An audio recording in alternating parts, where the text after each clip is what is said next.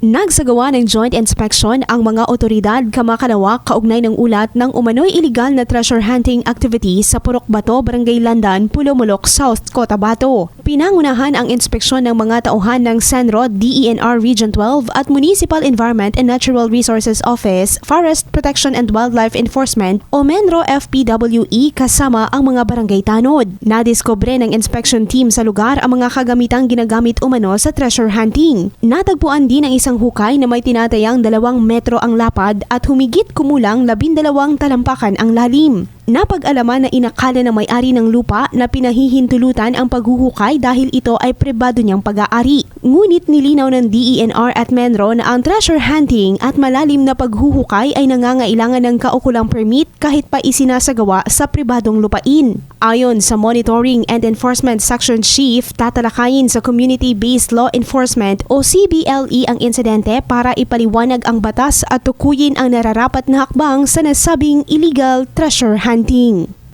Grace Torreta, NDBC, Bida Balita.